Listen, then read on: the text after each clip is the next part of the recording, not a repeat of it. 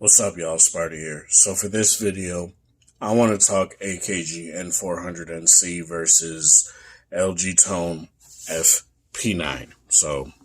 Or LG Tone Free FP9, however you want to put it. So let me do this real quick. These are two earbuds that I feel have pros and cons. Obviously, every earbud has pros and cons. But they both surprise me they've surprised me in a lot of ways. On the AKG side, it utterly shocks me that Samsung decides to make their own earbuds to the point where AKG kind of gimps their own earbuds. And I'll get into that in a second when it comes to how I feel about the battery life and all these other things. LG, I don't necessarily feel they gimp anything because they don't have a whole other line to dedicate their earbud prowess to. They don't have their own audio team or anything like that. Well, they do have their own audio team, but they don't do any. They don't have a separate pair of LG audio earbuds and LG tone earbuds is what I'm trying to say. So there's nothing that's holding these back really. These are just tuned by Meridian, whereas a separate pair of LG audio earbuds will be tuned by them, I would assume. So, what would I say about either of these earbuds? Can't speak today. When comparing these, what would I say I like the most? Which one would I say I like the most? Sorry, I'm a little bit flabbergasted, but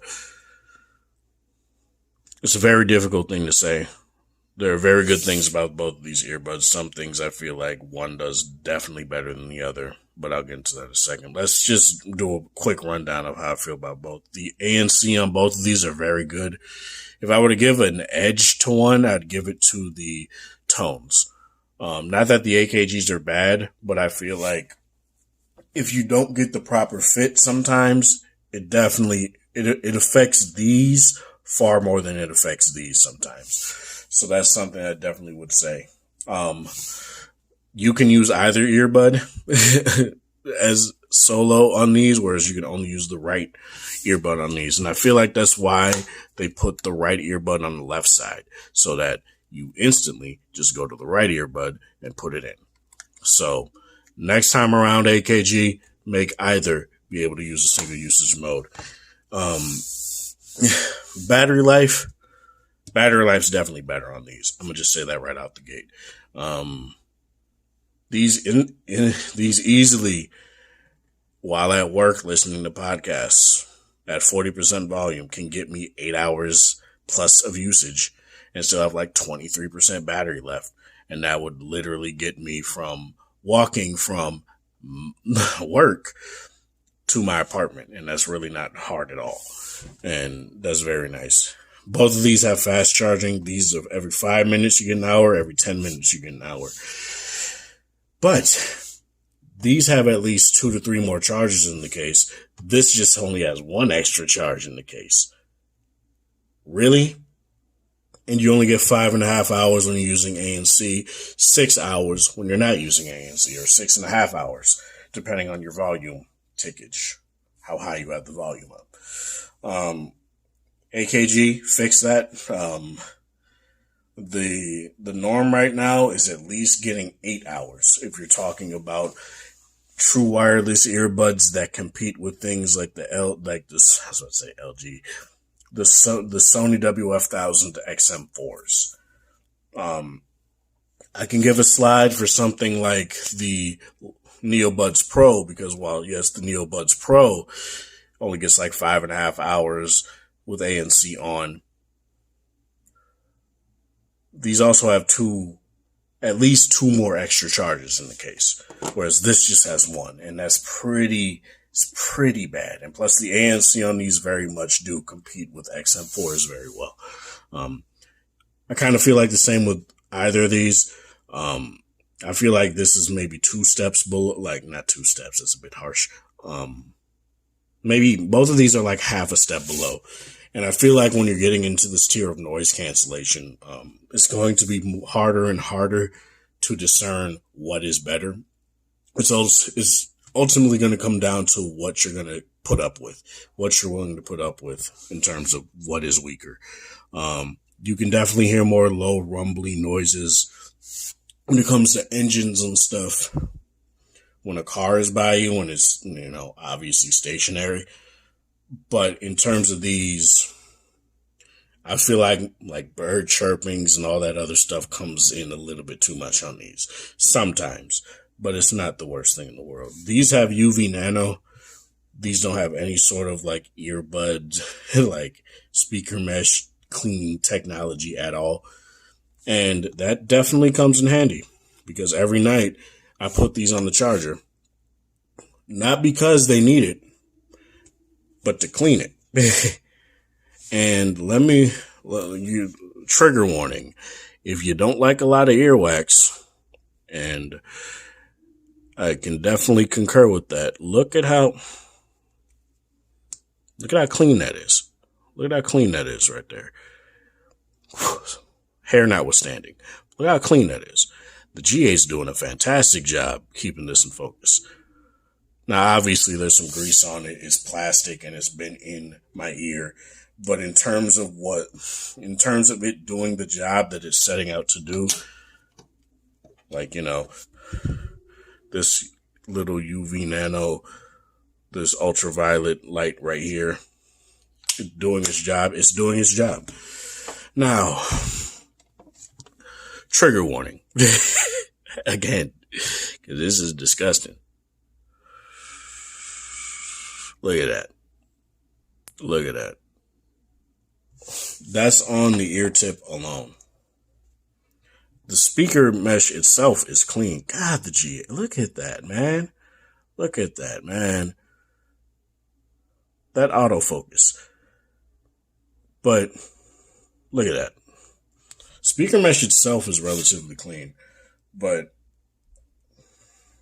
I think it also goes by depends on how deep the ear tips go in the canal. You compare the ear tips of both of these.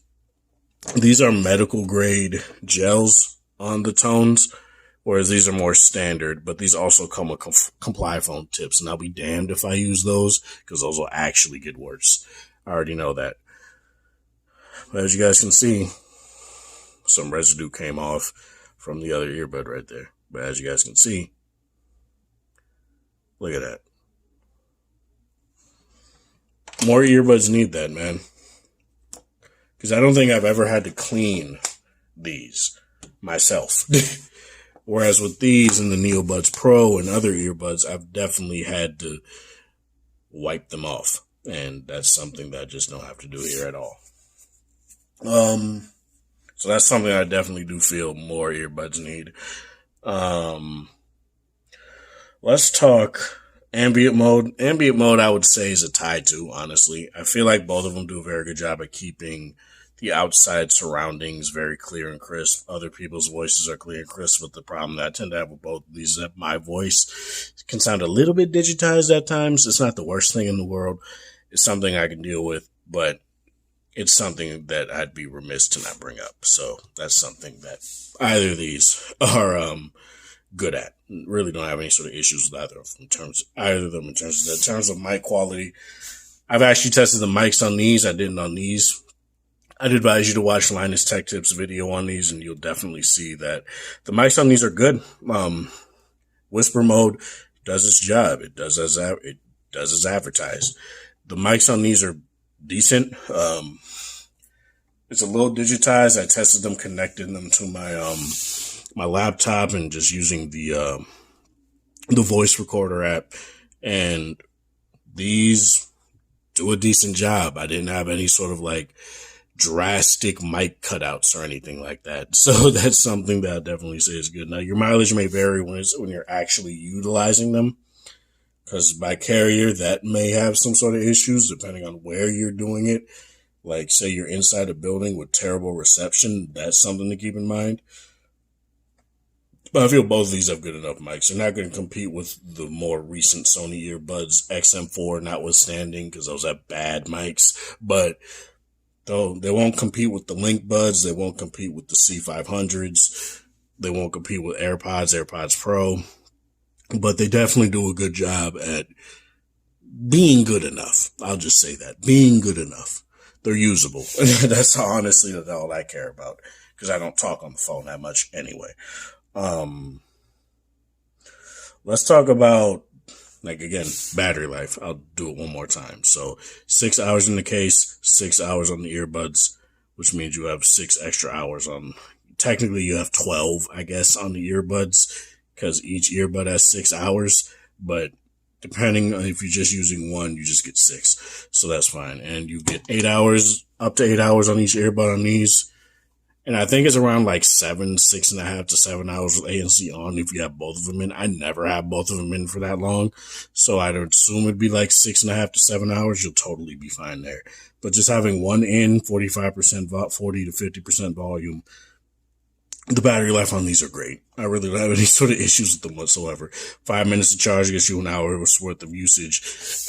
That means if you ever get them dead, it'll just take half an hour to charge them up. Half an hour to maybe 45 minutes to charge them up. And that's crazy. Whereas you compare other earbuds where it could take like even 2 hours to charge up that don't have fast charging. These have wireless charging, these don't. But if you do get the FP8s, you'll get wireless charging. And UV Nano works with the wireless charging, so that's something that's very nice. And the UV Nano does take 5 minutes to completely clean the earbud, so that's very nice. IPX4 versus IPX7, these are completely waterproof. These will be better in the gym, definitely, but both will not be terrible in the gym whatsoever. IPX4 is totally serviceable. Both of these are comfortable in my ear. I really don't have any sort of issues. These are definitely more bulky. As you guys can see, look at these thick boys. They're definitely bulky. But I don't necessarily have any sort of issue with them like falling out of my ear or anything like that, because slipping out of my ear, because look at these wingtips. They do a very good job at staying in my ear. These also do a very good job at staying in my ear. While these are more compact stem IEMs, earbuds rather, and these are more modeled after IEMs, the stem on these don't give me an issue. I feel like these are very nice stems, and they aren't protruding too much. They're not obtrusive. They're not distracting. And honestly, that's all I can really ask for when it comes to a compact stem. And I hope companies like Apple do a far better job at copying and looking at what LG has done with this kind of stem design, because it's just an overall better design in my opinion. Let's get into the sound now. These are tuned by AKG, so they follow the Harman curve. These are tuned by Meridian, which give you a more spacious sound. These have what is called flex action bass. These have an 8.2 millimeter driver in each earbud, obviously, but 8.2 millimeter drivers. They don't say the size of the driver in this, but both of these, I believe, are single driver earbuds. And let's talk about that. So in terms of bass response, I would go LG, AKG. So LG's first, AKG second.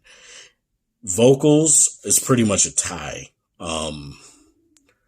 Really don't have any sort of issue with either of them. Both of them represent vocals very well. I really do feel like when I do utilize them and I hear vocals are more forward on these, but they still give you very great bass. They give you very great representation of intricate sounds. Both of these are very good at left-right channel separation kind of things. So stereo is very good on either of these. But I feel like in terms of both of these, you're not gonna be lacking when it comes to things like bass if you care about that the most. If you want more rumbly, more bass head, bass, like nothing but it, then these ain't going to be for you. I don't know where people are saying the NeoBuds Pro have that kind of bass. They don't. Like, they really don't. And that's fine. You guys know how much I love the NeoBuds Pro, but they just don't have that. I didn't get that out of the Liberty 3 Pros either, but both of these I do feel like have very good satisfying bass. They rumble when they need to. They're punchy and they sustain when they need to. They don't add bass where there isn't bass. And I feel like both are very well versed in terms of their overall sound. Neither of them have LDAC or any sort of high-end audio codec. Both of them have an app. I'll show you guys that app right here real quick. So the app's right here real quick. So I'll go to the AKG one first.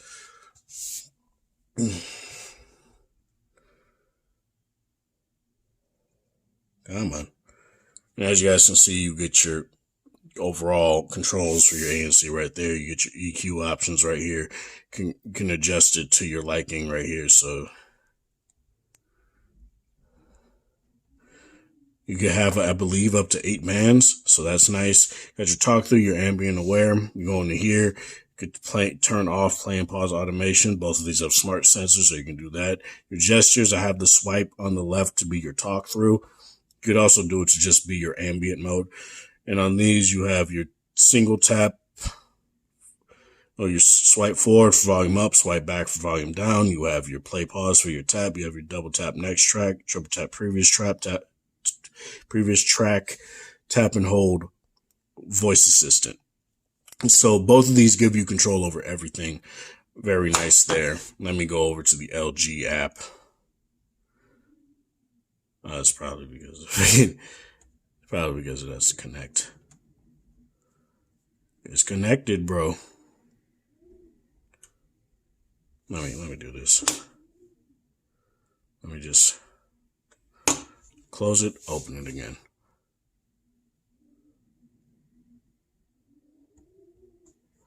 There we go.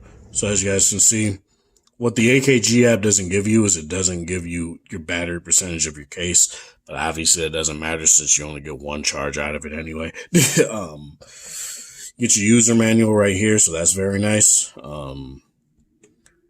So that you don't need like a paper pamphlet in the box and you need to keep track of that. You'll always have it right here. You have your tone-free lab right here, so you get your gaming mode. These don't have a gaming mode, and I always have the gaming mode on in here, which is probably why sometimes I do have some connection stability issues, but it happens very rarely, so it's whatever. It's very much like LDAC on these, where I have LDAC on all the time on these, and I barely have any like times where connection gets iffy. Whispering mode, so you can turn that on in the tone-free lab. You got your equalizer settings, got your natural, your bass boost, your treble boost, your 3D soundstage, and 2 different custom EQ options. This is a 1, 2, 3, 4, 5, 6, 7, 8 band EQ, so that's nice. Comparing that to something like the NeoBuds Pro, where you just get a 4-band EQ, that's actually very good. But if you also have EQ, if you have a phone that you could obviously set your own EQs on in the phone itself in the sound settings, they'll work with that no problem as well. I tend to leave it in immersive mode because that's just what I like the most. Bass boost, I never use natural. I don't use either. But this is obviously just gives you more natural sound stage. It's not going to be flat neutral, but it's going to be good enough if you want something like that. 3D soundstage I would just use for movies. Treble boost if you want to boost in the treble. Voice alert settings, so you click that, and what you can do is you can set whichever any app you want, if they support it, to be able to just read out notifications right there. Some people have been having a problem with, why did I forget it again? I forgot it again. Just look up chat app again. It's fucking WhatsApp. People have been having some issues with WhatsApp in terms of notifications not reading out. That might be a WhatsApp issue, but that's just something that they're going to have to figure out.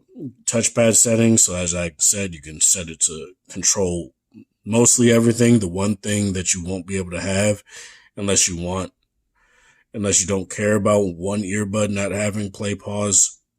As you can set it to voice command, then you could just have it control everything. But I don't use the voice command at all, so I just tend to have play pause on both. And volume down, volume up, previous and next. And press and hold is always going to be your active noise cancellation control. So you either go into ANC or you go into transparency mode. You have your touchpad lock, so say you want to sleep with these, you could have that be a thing right there. You have Find My Earbuds. These also connect with the Find My Device thing in Google, with Google, so you could just go there and they'll show up there if you ever lose them. But you go into here and you play it, and you can hear it. Intelligent sorting is basically whichever one I tend to use the most. Whichever panels I use the most, they just go up there. And I just tend to have that on all the time. So, the apps on either of these are very good. Really don't have any sort of issues with them at all. I feel like both of them are very well versed. One is a little bit more simple than the other. The problem that I have with the AKG app is that I can't use the back button to exit a panel in certain panels. So, I'll just show you guys. So say I'm in the,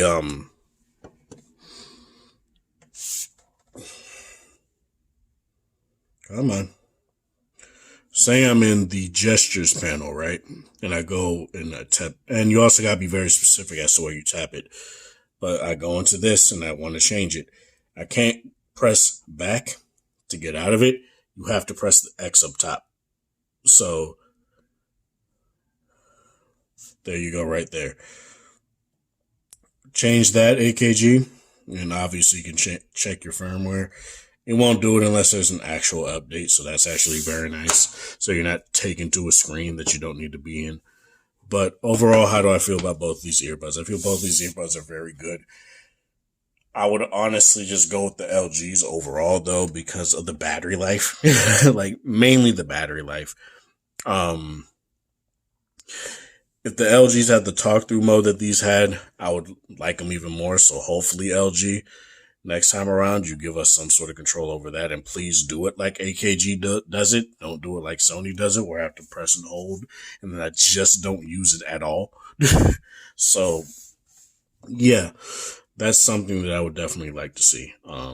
More headphones, more true wireless earbuds, and things like UV Nano, because these go in your ears way too much, and they come in and out of your ears way too much. And let's just face it, not everybody cleans their ears every day. You saw how nasty these were. The right one was. The left one isn't that bad, but that's always emblematic of me. My left ear is never that bad. My right ear, for whatever reason, is always the worst. But, and I clean my ears pretty regularly, so it's kind of odd. But that's all I got to say for this. Well, these are very good if you're willing to deal with not being able to having to charge these every night because they only have one charge in the case. Go with these. If you want things like UV Nano, even plug-in wireless, which definitely does work for things that don't have Bluetooth, you can plug these into a Switch. Literally, plug these into a Nintendo Switch and turn this on with the cord that comes in the box. Put it in the headphone jack, and you'll be able to use